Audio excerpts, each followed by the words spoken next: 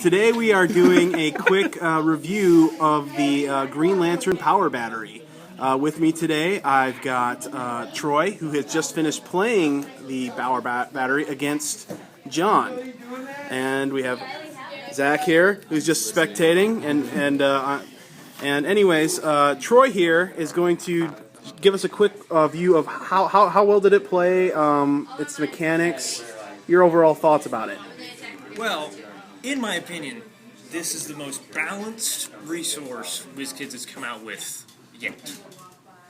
Because really all it's meant for towards the beginning of its dial, which in the standard 10 round system that we do, it'll never get that far. But towards the beginning, all it's there for is to give out constructs. So at the beginning, it's got a power that says, give it a power action, and place a construct on a friendly character's card. And that means even people that can't take constructs, even people who aren't even lanterns, and you attach it to their card, and they can use the associated effects. They also get the effects of whatever ring is attached to it. So in this case, anybody who wasn't a lantern would get willpower from it. Very useful. Since everyone on my team was already a lantern, they got +1 to everything but damage, which is also very useful. Extremely useful, yeah. And pretty much, and also, once you use any of its special powers, its number 1 or number 2 powers, or any of the number powers, you can choose once per turn to roll a d6 and deal half of the results in damage, unavoidable damage, to the battery. Okay. Which is an easy way to power it up. Otherwise, the only way you could power it up is through people attacking it, which they wouldn't possibly do because that's just going to power it up. So as you power it up, you get other certain effects. Like there's an effect where you can swap constructs between the battery and a core member, which all it means by core member is a person who has a construct on their card. You can swap between a core member and the power battery, or you can swap between 2 core members, which is extremely useful. Later on, you can replace constructs on the battery with a more powerful construct. You can attempt to share a construct. So you roll a d6, and that slot number is chosen. And if there's a construct on that slot number, everybody who has a construct on them or is a core member gets the associated effects of that construct.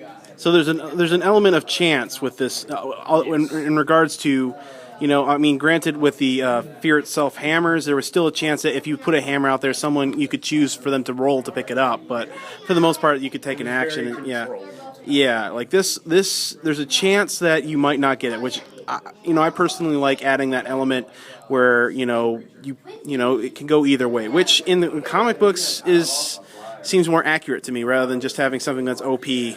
For the circumstances. It's just like the lanterns themselves, all their willpower is a power because their will can falter, just like the constructs can kind of falter. Yeah. Then you get to the really bad part of it, where it can, as a free action, attach a construct to a person who already has a construct, so you can put multiple constructs on people. And then, towards the end, I believe it only has it for 2 clicks on its dial before it's KO'd. It has a power that says all friendly core members modify their combat values by +1 for each construct attached to them. Nice. Which, Ron here had 3 attached to him towards the end. He was the last one left. He was going on a 13 attack for 6 damage and a 20 defense. Which seems very comic accurate as well, because if you're the last lantern, you're going to get all the power. All the power, plus you're going to be fighting for the core. It's the last stand. So anyways, John, you played against it. What? You played against the Lantern. I did.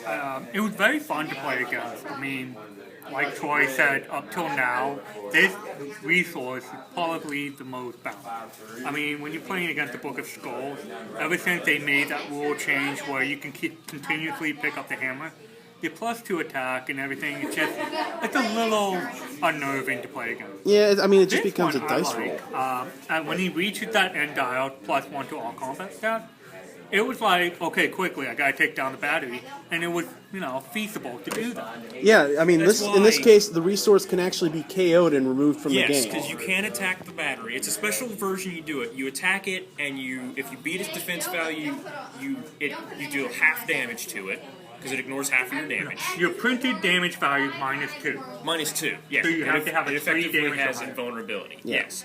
But when it gets to those 6 clicks where it's +1 to everything for each construct, it only has a 17 defense, so it's not hard to hit.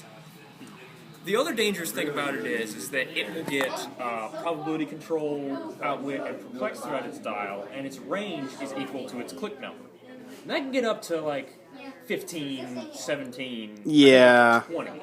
But it is the Green Lantern power battery. So it's kind of expected. That's why it can be played for up to 70 points. Yeah. If So you just chock it full of constructs, you can get it at 70 points. The ring is required. You have to have a ring on there. Doesn't have to be the same color. If you have it all the same color, you get a special bonus depending on which battery you use. yeah. But you can have a White Lantern ring on there, which is really scary, actually, because that means all your people are going to come back at once. Yeah. But on their last click. But still, that's still Probably kind of scary. That's like even Pulse Wave can't get around that situation. Anyhow, that is we're rolling at a little close to 7 minutes here. I want to cut it off now. Thanks, Troy and John and Zach. This is the Green Lantern Power Battery. You can get it by playing in your local venue for War of Lights event. If you are interested in coming down to Savannah, Georgia, stop on by to Morningstar Games and say hi to us. Feel free to subscribe, leave a comment, do all that fun stuff, and we really appreciate you guys watching. It does add to the game a bit for us, knowing that other people are spectating and sharing in on our fun. So until next time, bye-bye.